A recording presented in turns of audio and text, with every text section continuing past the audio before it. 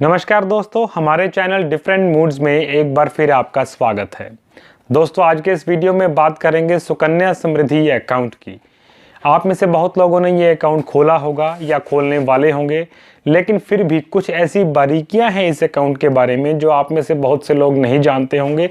इन्हीं बारीकियों के साथ साथ आज डिस्कस करेंगे लेटेस्ट जो जून 2020 के सुकन्या समृद्धि अकाउंट के अपडेट्स हैं उनको। चलिए शुरू करते हैं। दोस्तों, सुकन्या समृद्धि अकाउंट जैसे कि नाम से ही जाहिर है कि केवल सुकन्या का खुल सकता है, मेल चाइल्ड के लिए ये अकाउंट नहीं है। कौन सुकन्या इसे खोल सकती है? जिसकी उम्र 1 दिन से लेकर 10 साल तक की है, यानी कि 10 साल से ऊपर की बच्ची का ये अकाउंट नहीं खुल सकता। एक बच्ची का केवल एक ही अकाउंट खुल सकता है। दोस्तों, ये स्कीम गवर्नमेंट ऑफ इंडिया की तरफ से गारंटीड है और 100% सेफ स्कीम है, जो कि आपको भारत के लगभग सभी बैंक्स में मिल जाएगी और सभी पोस्ट ऑफिस के ब्रांचेस में भी मिल जाएगी। दोस्तों, एक बच्ची का केवल एक ही अकाउंट खुल सकता है और मैक्सिमम नंबर ऑफ अकाउंट्स आप एक फैमिली के अंदर 2 ही खोल सकते हैं। यानी कि अगर आपकी 3 लड़कियां हैं तो आप उनमें से 2 का ही सुकन्या समृद्धि अकाउंट खोल पाएंगे।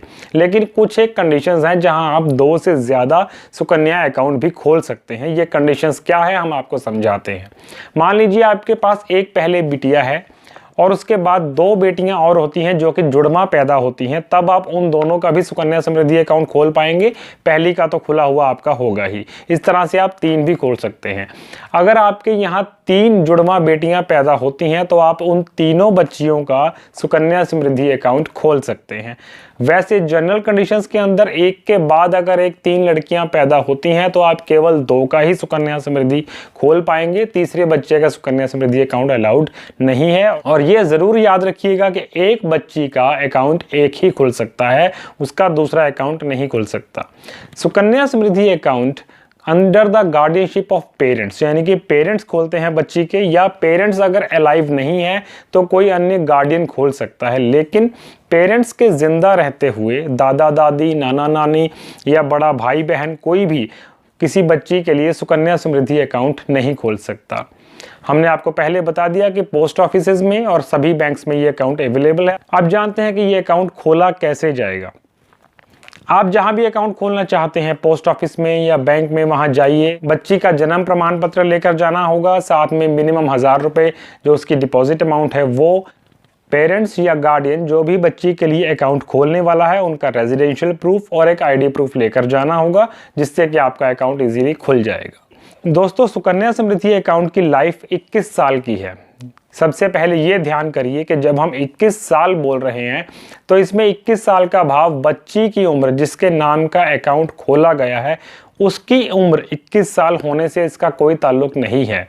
अकाउंट की उम्र 21 साल होनी चाहिए, यानी कि जिस दिन से अकाउंट खोला है अकाउंट की लाइफ, उसका टेन्योर वहाँ उस दिन से लेकर 21 साल का है। इसमें भी आगे 2 तरह के अकाउंट्स हैं। जिन लोगों ने मार्च 2016 से पहले ये अकाउंट खुलवा लिया था उनके लिए ये अकाउंट 14 + 7 साल का है। लेकिन जिन्होंने मार्च 2016 के बाद खुलवाया है या खुलवाने वाले हैं उनके लिए यह टेन्योर 15 + 6 का है। 14 + 7 का मतलब है कि 14 साल आपको इस अकाउंट में डिपॉजिट करना है, हर साल कुछ ना कुछ, और उसके बाद 7 साल तक आपको इसका ब्याज भी मिलता रहेगा, लेकिन आप उसके बाद कोई रकम डिपॉजिट नहीं कर सकते।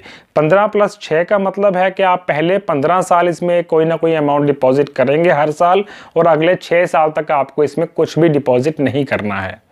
दोस्तों, सुकन्या समृद्धि अकाउंट में हर फाइनेंशियल ईयर में आपको मिनिमम डिपॉजिट करने ही हैं, और इसमें मैक्सिमम हर साल डिपॉजिट करने की लिमिट है 1.5 लाख रुपए, यानी 1,50,000 रुपए। उससे ज़्यादा आप डिपॉजिट नहीं कर सकते। दोस्तों, सुकन्या समृद्धि अकाउंट एक जॉइंट अकाउंट के रूप में नहीं खोला जा सकता। ये सिंगल नेम अकाउंट है जो एक बच्ची के नाम पर सिंगल नेम के साथ ही खोला जाएगा। और साथ ही ये बता देना चाहते हैं कि इसमें नॉमिनेशन भी अलाउड नहीं होता। किसी भी सेविंग स्कीम में जब हम इन्वेस्ट करते हैं, पीपीएफ हो, एफडी हो, शेयर्स में इन्वेस्ट करते हैं, कहीं पर भी हमें नॉमिनेशन का ऑप्शन साथ में मिलता है। लेकिन सुकन्या समृद्धि अकाउंट ही एक ऐसा अकाउंट है जहां ना तो ज्वाइंट अकाउंट खोला जा सकता है, ना ही इसमें नॉमिनेशन की फैसिलिटी अवेलेबल है। दोस्तों, बात करते हैं इंटरेस्ट रेट की। इस समय जो इंटरेस्ट रेट सुकन्या अकाउंट में चल रहा है वो है 7.60 यानी 7.60%। प्रोबेबली ये हाईएस्ट रेट ऑफ इंटरेस्ट है इस समय। हम ये उम्मीद करते हैं कि आने वाले समय में काफ़ी सालों तक ये सुकन्या समृद्धि अकाउंट ही ऐसा अकाउंट होगा जो अच्छी सेविंग स्कीम्स में से सबसे ज़्यादा इंटरेस्ट आपको देता रहेगा। 7.60 इंटरेस्ट जो है वो ईयरली कंपाउंडेड है, यानी हर साल 31 मार्च को ब्याज लगाया जाएगा और अगले साल 1 अप्रैल से फिर से आपको उस ब्याज के ऊपर ब्याज मिलने लगेगा। दोस्तों, सुकन्या अकाउंट में अगर आप मैक्सिमम आउटपुट चाहते हैं तो जो भी रकम आप जमा करवाना चाहते हैं कोशिश करिए कि आप उसे साल में एक ही बार जमा करवाएं और वो दिन हो 1 अप्रैल से 5 अप्रैल के बीच में, ताकि पूरे साल का मैक्सिमम इंटरेस्ट आपको मिल सके।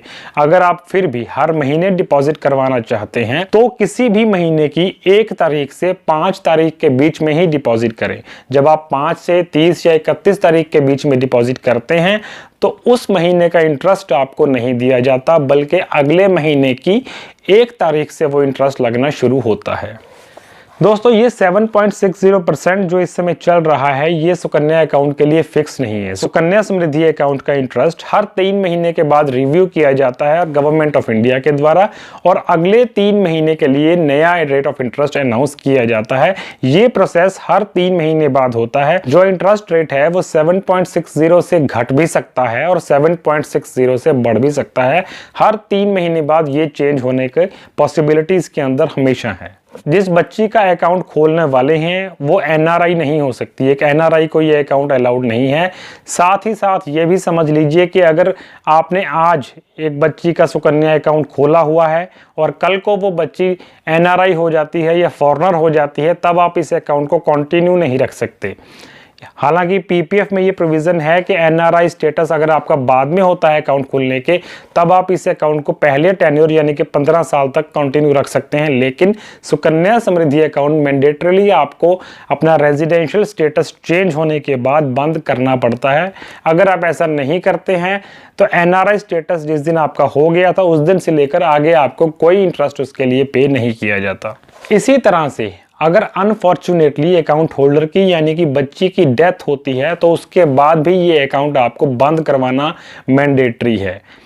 डेथ सर्टिफिकेट लेकर आप बैंक या पोस्ट ऑफिस जाएंगे और वो अकाउंट उसी समय क्लोज कर दिया जाएगा, लेकिन डेथ सर्टिफिकेट पर जो डेथ का डेट है और उसके बाद जिस दिन आप अकाउंट क्लोज करवाने गए हैं, ये जो बीच के दिन है, इनके लिए आपको सुकन्या समृद्धि अकाउंट का एप्लीकेबल इंटरेस्ट नहीं मिलेगा, बल्कि इन दिनों के लिए सेविंग अकाउंट का रेट ऑफ इंटरेस्ट जो भी उस इंस्टीट्यूशन का एप्लीकेबल होगा वो पे किया जाएगा। दोस्तों, सबसे बड़ा सवाल आता है ऐसी लॉन्ग टर्म स्कीम्स के अंदर कि अगर हमें समय से पहले पैसे की ज़रूरत पड़ती है तो क्या प्रोविजन हैं। इसके लिए सरकार ने इसमें 2 तरह के प्रोविज़न रखे हैं। एक प्री मैच्योर करवाने का प्रोविज़न है, दूसरा पार्शियल मनी विड्रॉल का प्रोविज़न है। प्री मैच्योर केवल 2 ही कंडीशंस में है। एक तो अगर बच्ची की डेथ हो जाती है उस कंडीशन में प्री मैच्योर है, अदरवाइज प्री मैच्योर होता है शादी की कंडीशन में। बच्ची की उम्र 18 साल से ज़्यादा हो, उसकी शादी होने वाली हो, तो शादी से 1 महीने पहले या शादी हो जाने के 3 महीने बाद तक आप इस अकाउंट को प्री मैच्योर करवा सकते हैं। अकाउंट बंद कर दिया जाएगा और पूरा पैसा आपको आपका दे दिया जाएगा। लेकिन शादी के लिए मनी पार्शियल विड्रॉल के यानी अकाउंट में जो भी आपकी रकम है उसमें से कुछ रकम आप निकाल लेंगे, ऐसी प्रोविज़न नहीं है। शादी की कंडीशन में आपको वो अकाउंट प्री मैच्योर करके ही रकम आपकी मिल सकती है। हालांकि शादी के बाद भी अकाउंट को आप कंटिन्यू रख सकते हैं। शादी के बाद अकाउंट को बंद करना मैंडेटरी नहीं है, ऑप्शनल है। इसी तरह से अगर आपको हायर एजुकेशन के लिए पैसे की ज़रूरत पड़ती है तब भी आप सुकन्या अकाउंट में से पार्शियली कुछ रकम विड्रॉ कर सकते हैं।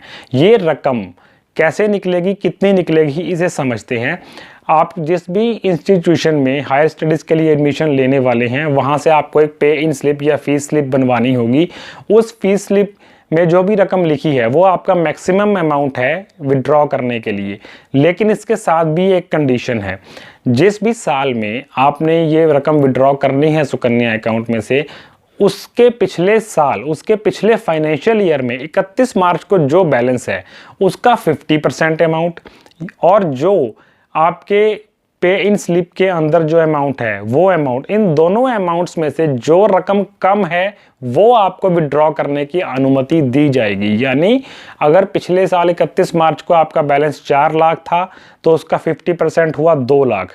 अगर आपका पे इन स्लिप पर अमाउंट 1.5 लाख है तो आपको 1.5 लाख मिलेगा। अगर पे इन स्लिप पर अमाउंट 2.5 लाख है तो आपको 2.5 नहीं मिलेगा, बल्कि 31 मार्च का बैलेंस 4 लाख का 50% यानी कि 2 लाख, वो 2 लाख ही मिल पाएगा, उससे ज़्यादा नहीं मिलेगा। लेकिन किसी भी कंडीशन में सुकन्या समृद्धि अकाउंट के अगेंस्ट आप कोई लोन नहीं ले सकते। कोई बैंक, कोई पोस्ट ऑफिस इसे प्लेज करके इसके अगेंस्ट आपको लोन नहीं देगा। ना ही किसी प्राइवेट इंस्टीट्यूशन को अलाउड है कि सुकन्या समृद्धि अकाउंट के अगेंस्ट आपको किसी भी किस्म का वो कोई लोन दे सके। दोस्तों, हमारी नज़र में सुकन्या समृद्धि अकाउंट एक बहुत अच्छा ऑप्शन है। पीपीएफ और सुकन्या समृद्धि अकाउंट, ये 2 स्कीम्स ऐसी हैं जो हाईएस्ट रेट ऑफ इंटरेस्ट इस समय दे रही हैं। दोस्तों, आखिरी जो बात रह जाती है इसमें समझने वाली, वो टैक्स को लेकर के। सुकन्या समृद्धि अकाउंट हर तरह से टैक्स फ्री अकाउंट है। अगर आप पुराने टैक्स सिस्टम के अंदर रिटर्न्स फाइल कर रहे हैं तो आपको एटीसी के अंडर 1.5 लाख रुपए तक की रिबेट भी मिलती है। यानी कि जितनी रकम आपने सुकन्या अकाउंट में डिपॉजिट करवाई है, हर साल आप वो रकम अपनी टोटल इनकम में से घटा देंगे, उसके बाद बची हुई इनकम पर आपको टैक्स लगाया जाएगा। इंटरेस्ट इसका हर कंडीशन में टैक्स फ्री रहेगा।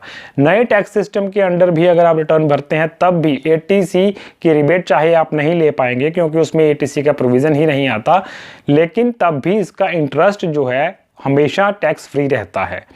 सुकन्या समृद्धि अकाउंट को आप एक बैंक से पोस्ट ऑफिस में, पोस्ट ऑफिस से बैंक में, बैंक की किसी दूसरी ब्रांच में, पोस्ट ऑफिस की किसी दूसरी ब्रांच में कहीं भी शिफ्ट कर सकते हैं। आसानी से ट्रांसफरेबल अकाउंट है। दोस्तों, सुकन्या समृद्धि अकाउंट या किसी भी और सेविंग स्कीम को लेकर अगर आपको कोई भी प्रश्न हो, या सुकन्या समृद्धि अकाउंट के बारे में भी कुछ ऐसी बातें अभी भी होंगी जो शायद वीडियो में हम कवर नहीं कर पाए होंगे, जो आपके सवाल हैं आप नीचे कमेंट बॉक्स में जाकर लिखिए, हम उनका जवाब ज़रूर देंगे।